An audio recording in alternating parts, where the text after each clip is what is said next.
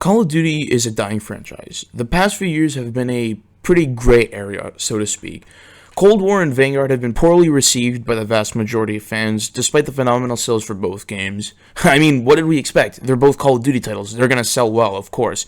And this year, 2022, is a make-or-break year for the franchise, similar to 2019. But the good thing is, both 2019 and 2022's Call of Duty's developers are the exact same, Infinity Ward. And this development team has been known for putting out phenomenal games, Call of Duty 4, Modern Warfare 2, Modern Warfare 3. Their last title, Modern Warfare 2019, was absolutely no exception. Following the disappointment that Treyarch made in Black Ops 4, which was the 2018 title for Call of Duty, Modern Warfare 2019 turned heads and reportedly saved the franchise. A lot of people thought that they saved the franchise, especially with the addition of free DLC, a battle pass with free content, and crossplay. More on that later. And the question is, can they do it again with Modern Warfare 2? But before we answer this question, we need to answer another question. How exactly did Infinity Ward save Call of Duty almost 2.5 years ago? After the poor reception on the fans' end for Black Ops 4, the gaming world and fans, myself included, believed that Father Time had actually caught up to Call of Duty and that this was the end of, quite possibly, the greatest gaming franchise to ever be released. However, Infinity Ward had other plans. You see, Infinity Ward had a full 3 years to develop a reboot of the fan-favorite Modern Warfare series, which was a luxury Treyarch and Sledgehammer couldn't afford with the release of their respective titles. And Infinity Ward implemented a lot of changes to the 2019 AAA title, and the biggest one, arguably, was free DLC and same-time release for all the DLC across all platforms. This meant that you didn't have to spend $50 on a season pass. If you're an Xbox or a PC player, you didn't have to wait an extra month for the DLC to release. All you had to do was download the update, grind, and get the DLC weapons, which were released for free as well. And this change greatly improved sales. And there was another arguably bigger change, and that was the addition of cross-platform gameplay, which was a feature that wasn't entirely new to the industry. I mean, Fortnite implemented it, Apex implemented it, but it was a new addition to the Call of Duty franchise. And this meant that if you had a friend that played Xbox, you played PS, you could both play together and still have fun. And obviously, when the game first released in October, there were some issues with the gameplay. I mean, what Call of Duty doesn't have issues with gameplay? But the good thing is, Infinity Ward fixed them promptly. They fixed them within a few days, within a week of the game coming out. And it just was so smooth. I mean, there were some slight issues, but they fixed it really well. And Infinity Ward also showered the game with love, constant updates, and they had a phenomenal communication towards the fans and consumers. I mean, they always posted updates on Twitter, on Instagram, and they even added the hot fixes in-game so that fans could understand what's going on behind the scenes, you know, what changes Infinity Ward is making to make sure the game is balanced and smooth and runs well. And because of all of this, combined with a phenomenal game, Modern Warfare actually became the best-selling Call of Duty of all time. Yeah, you didn't hear me wrong. It surpassed the original Black Ops, which is almost 12 years old. In just 2 years' time, this be the original Black Ops for the best-selling game of all time. So, obviously, that should have been good. And Call of Duty Activision and Infinity Ward breathed a massive sigh of relief. They thought, okay, Call of Duty's back on track. We're back like the prime years. And the fans, myself included, were really happy, super active on the game, and the constant updates kept the game fresh and non-redundant. And then, fast forward to March of 2020, where a Battle Royale game called Warzone came out. And at first, I wasn't too hyped about it. Not too many people were hyped about it. But this game was actually released at a crucial time. This was released right before the worldwide pandemic in March of 2020. And everybody was stuck in their homes doing absolutely nothing. And Infinity Ward, like they always do, made a masterpiece of a game. This game was tied in nicely to Modern Warfare, following like the Verdansk story and all that cool stuff. A lot of updates came out, and a lot of people were playing it. So, around the time that Warzone released, rumors also started to spread about 2020 Call of Duty. And arguably the biggest one of them all was that Activision had actually scrapped Sledgehammer's project, and they instead told Treyarch that this was their year. And this obviously screwed up the development cycle completely, because if you guys remember, Black Ops 4 released in 2018, so that means that they only had 2 years to make this Call of Duty instead of the normal 3, because Treyarch was supposed to release their Call of Duty in 2021 and then Sledgehammer in 2020 because World War II came out in 2017. And while Cold War wasn't a great game, it had potential to be one, obviously because of the lack of an extra year. They had to hasten up and put out a game, and for what it was worth, it wasn't even that bad of a game. It had its fun moments. It didn't feel like a classic Treyarch title, though. The multiplayer felt like it was unpolished. Coming over from the Infinity Ward 8 engine Modern Warfare was built on, that engine was butter smooth, and the Black Ops Cold War engine wasn't really that smooth. And the zombies felt completely unpolished compared to what the older zombies were, Black Ops 1, Black Ops 2, and Black Ops 3, and even World at War, obviously first zombies game. But the one good aspect of the game was the campaign, and the campaign was fun, but it wasn't anywhere near like it was with Modern Warfare. I mean, that campaign was perfectly written. Only issue with that one was it wasn't that long. And after a few months after the game had come out, around like March of 2021, like the first quarter, rumors for Vanguard started spreading through the industry, and Activision had taken it way, way too far this time.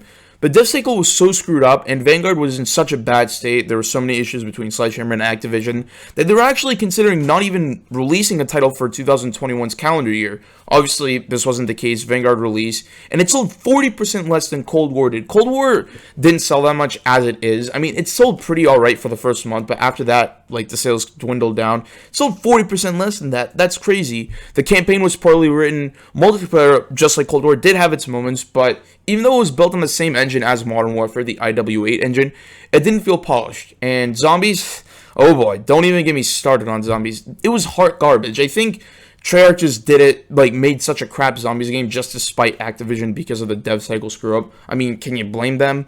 But all of this debacle and all of this controversy brings us to 2022, yet another year of Infinity Ward.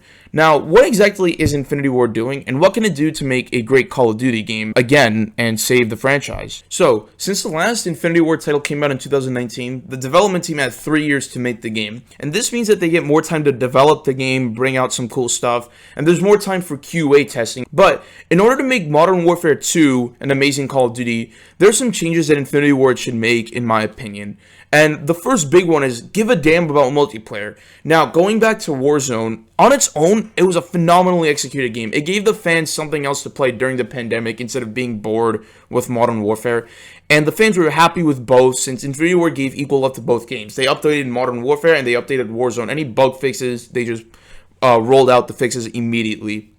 However, ever since Cold War released in November of 2020, Activision started making updates to Warzone, which is a free game, by the way, more often than Cold War and Modern Warfare, which is a game people paid $60 and $70 for. I mean, depending on the console, obviously. People were spending their hard-earned money, and yet Warzone is being updated more than a paid game. And this issue persisted through 2021 and through the few months of Vanguard's release. If Infinity Ward keeps updating Modern Warfare 2 consistently and properly, while also giving updates to Warzone, but not as much as Modern Warfare 2, the fan base will be happy. And they should also keep adding cool weapons, camos, and challenges to keep the fans interested. So that's point one. Point two, build the game on the same engine as Modern Warfare 2019. Modern Warfare 2019 was built on the IW8 engine, which is one of the best engines for Call of Duty. The gameplay was butter smooth. It felt like a huge step up from like the previous games. Gameplay was really fluid. The hit markers felt smooth, and the game was even more realistic with the addition of like projectiles, and the graphics were phenomenal. And obviously the projectiles weren't like full projectiles. It was like a mix of both, but it was still pretty cool. Like that aspect of realism it just made it so much cooler. And if Infinity Ward makes the game on the same engine and adds some new features to make the game even more smooth, maybe even remove like the mounting issue, because we all know how that went, people will love the game and play it more. And as long as they keep updating the engine, keep fixing the bugs, everything's just going to go okay. A very important point that I want to add is they should keep communicating with the people. This concept not only applies to like the gaming industry in a very big way, but it also applies to a lot of real life scenarios in everyday life. It's especially important when developing a successful game, and just like they did with Modern Warfare 2019, Infinity Ward should maintain communications with the fans. They should keep putting out updates on Twitter, keep adding the hot fixes to the game so that fans like myself can understand what's going on and not like they can make it in layman's terms, and that would make it so much better. And keep updating stuff when big stuff comes out. And like I said before, the patch notes in-game are really helpful since fans can understand how much things have changed and adjust to that accordingly. And if they combine all of these things, Modern Warfare 2 will be just as good as, if not better, than the original Modern Warfare. Please add or bring back classic game modes and maps. So in order to keep a game interesting, the developer needs to add some new features that have never been seen before, or bring back features that weren't as prominent as prior titles. Infinity Ward did exactly this with Modern Warfare. So if you guys don't know, Infinity Ward brought back a game mode called Cranked, which I believe was in Modern Warfare 3, which is basically team deathmatch with a time limit to kill, and if you don't get a kill within the 30-second time limit, you die. And this encouraged moving around and discouraged camping, which is a huge issue in Modern Warfare. And Infinity Ward also added a mode called Realism, which is basically veteran with absolutely no HUD display. This was huge, obviously, because the whole aesthetic of Modern Warfare was that realism, that like gritty feeling, as if you were actually in battle.